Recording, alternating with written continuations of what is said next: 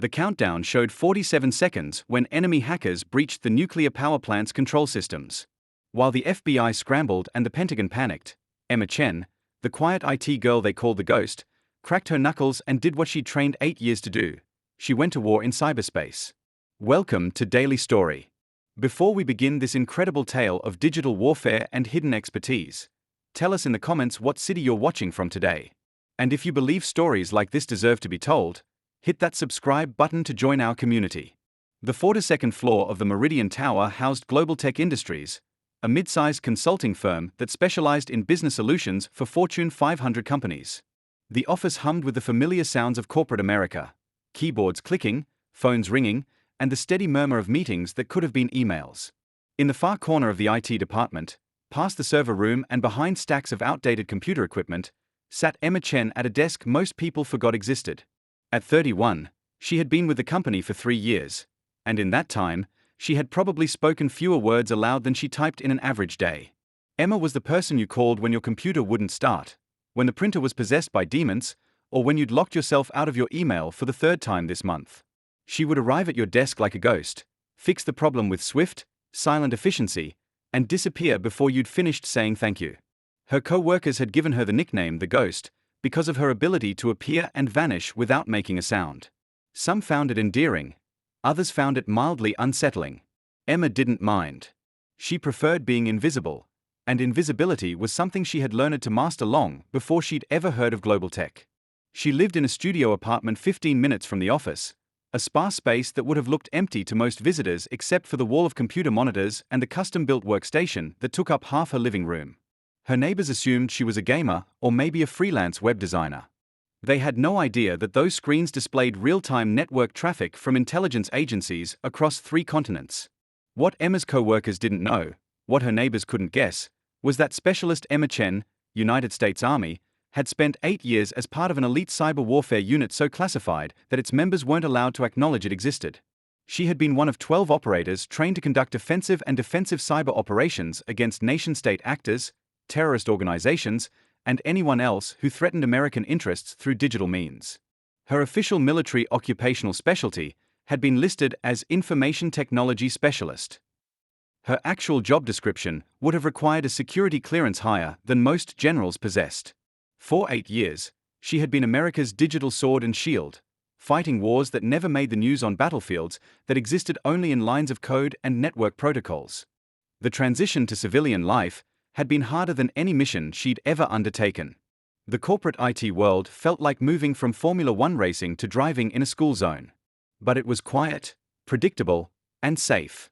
After years of digital combat against adversaries who would have killed her without hesitation if they'd known her real name, there was something peaceful about helping someone recover their forgotten password. Emma had been at her desk for exactly 14 minutes that Tuesday morning when her phone buzzed with an encrypted message that made her blood run cold. The text appeared to be a weather report for Des Moines, but the seemingly random numbers embedded in the forecast were GPS coordinates and a priority code she hadn't seen in 3 years.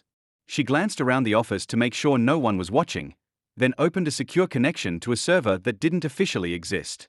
What she saw on her screen made her forget about her morning coffee entirely. Nuclear power plants across the eastern United States were under cyber attack. Not the kind of amateur hour hacking that made headlines for a few days. This was sophisticated, coordinated, and designed to cause maximum damage.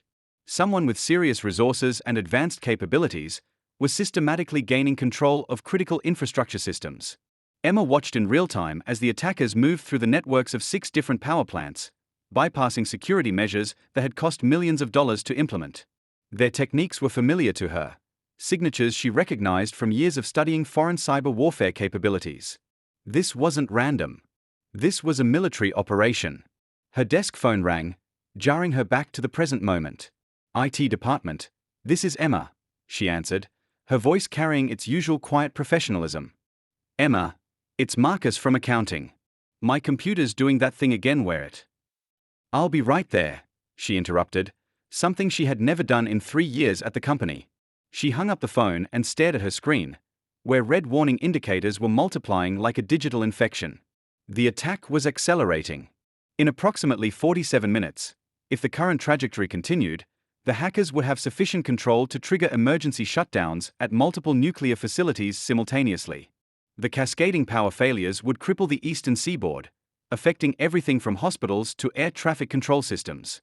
Emma made a decision that would change her carefully constructed civilian life forever. She ignored Marcus from accounting. She ignored her desk phone when it rang 3 more times. Instead, she opened a communication channel she had sworn never to use again and typed a message that would alert her former commanding officer that Ghost 7 was requesting permission to engage. The response came back in less than 30 seconds. Permission granted. Full authorization. Godspeed. Emma Chen disappeared, and Ghost 7 came online. Her fingers moved across the keyboard with a speed and precision that would have shocked her co-workers if they had been able to see her. But Emma had learned long ago how to work in plain sight without being noticed. To anyone casually observing, she looked like she was doing routine IT maintenance. In reality, she was launching a cyber warfare operation against some of the most dangerous hackers in the world. The first thing she did was identify the attack vectors. The enemy was using a combination of social engineering, zero-day exploits, and what appeared to be insider knowledge of the power plant's security protocols. Their command and control infrastructure was sophisticated, with servers distributed across multiple countries and layers of encryption that would have stopped most cybersecurity teams cold. But Emma wasn't most cybersecurity teams. She was Ghost 7, and she had been training for exactly this scenario for the better part of a decade. She began her counterattack by deploying malware she had designed personally, code that could move through enemy networks like a living thing, adapting to defenses and evolving to overcome obstacles. While her attack programs worked to map the enemy's infrastructure, she simultaneously began defensive operations to protect the nuclear facilities that hadn't yet been compromised. 23 minutes into the battle, Emma realized she was fighting more than random hackers. The sophistication of the attacks, the resources being deployed, and the coordination of the assault suggested state-level backing. This was cyber warfare in its purest form, and she was quite possibly the only person in the country who could stop it. Her phone buzzed again. This time it wasn't Marcus from accounting. Ghost 7, this is Colonel Martinez. We have eyes on your operation. Status report. Emma typed while maintaining her conversation with her former commanding officer through encrypted channels. The enemy has achieved significant penetration of 6 nuclear facilities. Estimate 41 minutes until they achieve sufficient control for coordinated attack. I'm engaging their command infrastructure now. Copy that. FBI Cyber Division is standing by to assist. Negative, sir. Too many cooks. I can handle this, but I need complete operational control. There was a pause before the colonel responded. You have it. The Secretary of Defense is personally monitoring this operation. Don't make us regret bringing you back. Emma smiled for the first time in months. Sir, I never left. The next 37 minutes represented the most intense digital combat Emma had ever experienced. The enemy hackers quickly realized they were under attack and began throwing everything they had at her. She found herself simultaneously defending nuclear power plants, attacking enemy command servers, and protecting her own identity from hackers who would have killed her without hesitation if they discovered her location. Her screen showed a real-time map of the digital battlefield, with attack vectors represented as red lines and her defensive measures shown in blue. To anyone watching over her shoulder, it would have looked like an incredibly complex video game. To Emma, it was life and death on a scale that involved millions of people. With 17 minutes left on the countdown, Emma identified the enemy's primary command server. It was hidden behind 7 layers of encryption and protected by some of the most sophisticated digital defenses she had ever encountered. Breaking through would require every technique she had learned in 8 years of military cyber operations. She began her assault on the command server while simultaneously maintaining defensive operations at the nuclear facilities. Her custom malware had evolved during the battle, learning from each defensive measure it encountered and adapting its approach accordingly. It was digital evolution in real time, and Emma guided it like a conductor directing a symphony. With 9 minutes remaining, she achieved her breakthrough. The enemy command server fell to her attack, and she immediately began uploading a virus of her design, one that would not only neutralize the current attack but would remain dormant in their systems, gathering intelligence on their operations and capabilities. But the enemy wasn't finished. In a last desperate move, they attempted to trigger emergency shutdowns at all 6 nuclear facilities simultaneously, gambling that they could cause maximum damage before losing complete control of their systems. Emma was ready for them. She had anticipated this exact move and had prepared countermeasures designed specifically to prevent coordinated shutdown commands. Her defensive programs activated automatically, isolating the critical control systems and maintaining safe operations at all facilities. The countdown reached 0. The attack was over. 6 nuclear power plants continued operating normally, serving millions of customers who would never know how close they had come to a catastrophic infrastructure failure. Emma leaned back in her chair and realized she was shaking. The adrenaline rush of digital combat was something she had forgotten during her 3 years of civilian IT work. She felt more alive than she had in years, but also terrified by how much she had missed it. Her secure phone buzzed with an incoming call. Ghost 7. This is Colonel Martinez. Outstanding work. Preliminary damage assessment shows complete mission success. All facilities are secure, and we are tracking down the enemy operators using the intelligence you gathered. Copy that, sir. Happy to help. Emma, we need to talk. This attack was more sophisticated than anything we've seen before. We think it was a test run for something bigger. We need people with your capabilities back in the game. Emma looked around the office, where her co-workers continued their daily routines, completely unaware of the digital war that had just been fought and won from the desk in the corner. Marcus from accounting was still waiting for her to fix his computer. I'll think about it, sir. Don't think too long. The world is getting more dangerous, and we need our best people protecting it. After ending the call, Emma sat quietly for several minutes, staring at her screens as they returned to their normal display of routine network monitoring and help desk tickets. She had spent 3 years trying to convince herself that she could be happy in the civilian world, that she could find satisfaction in small, simple problems that didn't involve life and death decisions. But the last hour had reminded her of something she had tried to forget. She was exceptionally good at protecting people, and there weren't many others who could do what she did. Her desk phone rang again. Marcus from accounting, still waiting for help with his computer. IT department, this is Emma.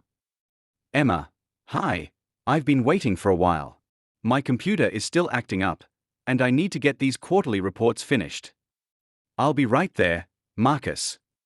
Emma walked to the accounting department and fixed Marcus's computer in less than 2 minutes. A corrupted driver file was causing system instabilities. Simple problem, simple solution. Marcus thanked her profusely and went back to his quarterly reports, completely unaware that the quiet IT girl who had just saved his morning had also saved his life, along with millions of others. On her way back to her desk, Emma made a decision.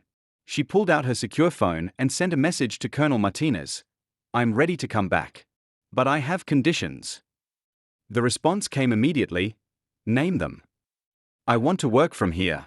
Same cover, same job. But I want access to everything, and I want operational authority for cyber defense missions. Approved. Welcome back, Ghost 7. 6 months later, Emma Chen was still the quiet IT girl that nobody talked to at Global Tech Industries. She still fixed printers, reset passwords, and ate lunch alone. But now her desk was equipped with quantum-encrypted communication systems, and her computer access extended to every major cyber defense network in the United States. She had become something that didn't exist in any official capacity, a deep-cover cyber warfare specialist operating from a corporate IT department, ready to defend the country from digital threats that most people couldn't even imagine. Her co-workers still called her the Ghost, but now the nickname carried a different meaning. She was invisible, not just in the office, but in cyberspace, a digital guardian who protected millions of people who would never know her name. The quiet girl fixing your computer might be the person standing between you and the hackers who want to turn off your lights, empty your bank account, or worse. In an age where wars are fought with keyboards as often as rifles, the most important battles are fought by people you'll never see, in places that exist only in lines of code. Emma Chen had learned that sometimes the greatest service you can provide is the kind that nobody notices. She had found her purpose not in recognition or glory, but in the quiet satisfaction of keeping the digital world safe from those who would use technology to cause harm. So now I ask you, have you ever known someone whose technical skills went far deeper than anyone realized? Someone who seemed like just another IT worker, but possessed capabilities that could change the world? Share their story in the comments below. Tell us about the hidden technical experts in your life, the ones who protect us in ways we don't even understand. And if this story moved you, if it reminded you that modern heroes often fight battles we never see, hit that subscribe button and join the Daily Story community. We are here to honor the digital guardians, the cyber warriors, the people who protect our connected world without ever asking for credit. Thank you for watching, and remember, the next time someone fixes your computer or helps you with a technical problem, look a little closer. You might be meeting someone who has dedicated their life to keeping the digital world safe for all of us.